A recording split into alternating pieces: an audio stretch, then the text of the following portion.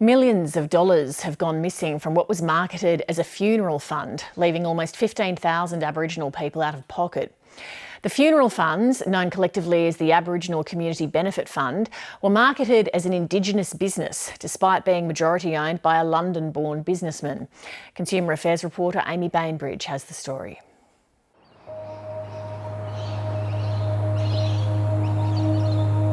The river's my healing place, and when I'm upset or missing someone from home, I go down the river, and because I believe, I cry and my tears goes into the river and goes up through the Murray to my people. Proud Barkindji woman Cathy Herold has a lot on her mind, including thousands of dollars of her own money she's unlikely to ever see again. I was heartbroken.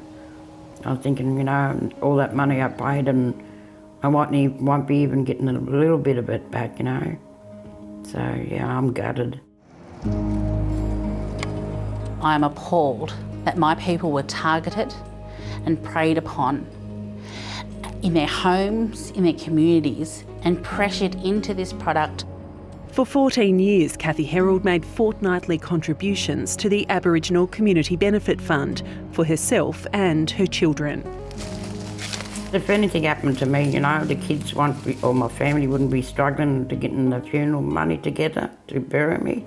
Only later did she realise it wasn't an Aboriginal-owned company and it was insurance, not a savings plan. There was rumours in the street that saying that there wasn't yet jet and they wasn't signed up with the government and everything, and I started wondering about it. With the help of the Victorian Aboriginal Legal Service, she lodged a complaint with authorities and was awarded almost $16,000. The determination found that she was misled and deceived by their name, their logo, their branding and the material that they gave her, and it found that she should be refunded all the premiums she had paid. Cathy is one of 178 people who have won cases against ACBF through the Australian Financial Complaints Authority. 61 decisions remain unpaid, amounting to $500,000. I feel like First Nations people are let down all the time by companies and government, and this is just another example. Almost 15,000 Indigenous Australians held policies with ACBF funds when they were liquidated in March. There's $12 million in one account, and liquidators are investigating where the rest of the money has gone.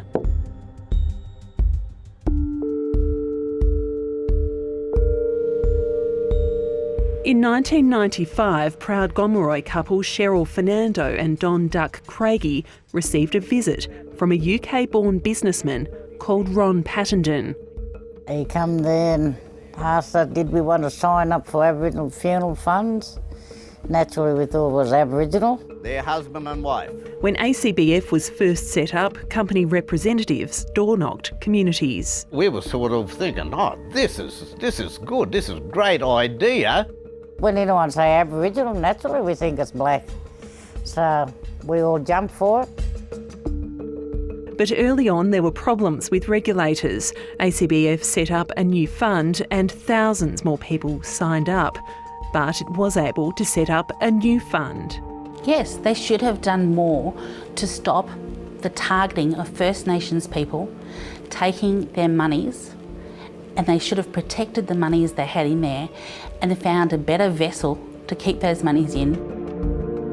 ASIC took ACBF to court in 1999 for misleading and deceptive conduct, and again in 2003 for breaking federal anti-hawking laws. The two existing funds were prohibited from accepting new members, but two more funds were set up under New South Wales state laws. All but the first fund were underwritten by a company Ron Pattenden set up in Vanuatu in the early 2000s called Crown Insurance Services. I think that this has all happened because of the government's failure to properly regulate UPLA and ACBF. They've known about them misleading and deceiving customers since the 90s. I can advise the House that it is... Incoming Indigenous Affairs Minister Linda Burney was briefly the New South Wales Fair Trading Minister from 2007 to 2008. The department looked at the fund and the way that it was structured, it was very difficult to find anything at law at fault. But clearly what's emerged, particularly of recent times, was the way in which they were conducting themselves and really preying on the vulnerabilities of Aboriginal people.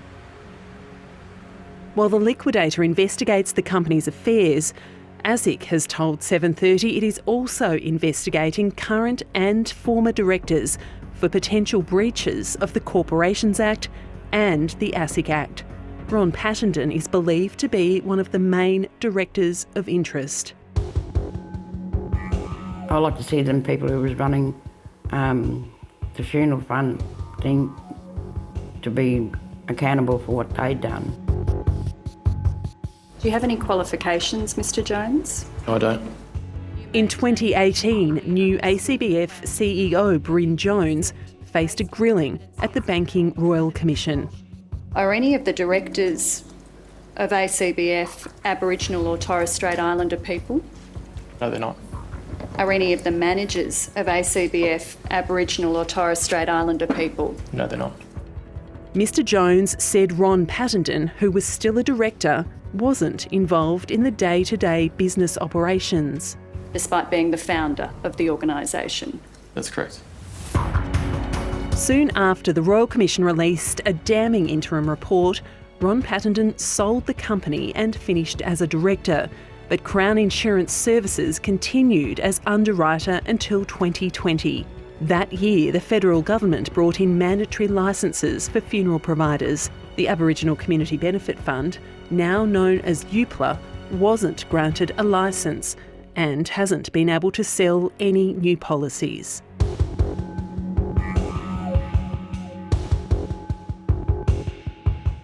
Ron Pattenden owns a waterfront apartment here in New Zealand and a luxury boat registered in Cook Islands, but moored here at this marina behind me.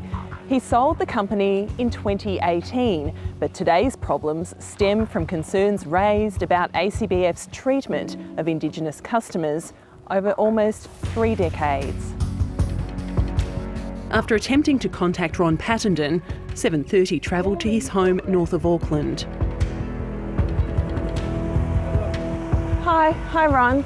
Amy Bainbridge from the ABC. I'm just here I'm asking you for an interview. Turn that traffic off. Turn it off. So we finally managed to speak to Ron Pattenden here at the local marina where he has his boat. He vowed that he will speak to us when he's ready and after he has advice from his lawyer. Ron Pattenden did confirm ACBF, now called UPLA, stopped paying his underwriter, Crown Insurance Services, in February 2020.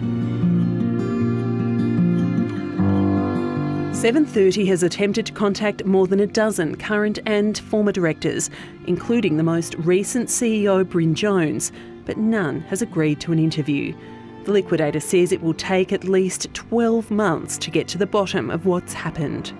I want them, the federal regulator, seeing as this has happened on their watch, I would like to see them pay us all back, plus interest. We can't afford to die yet. We put our trust and faith in this so-called Aboriginal funeral fund, and then they turn around and ripped us. It's not fair.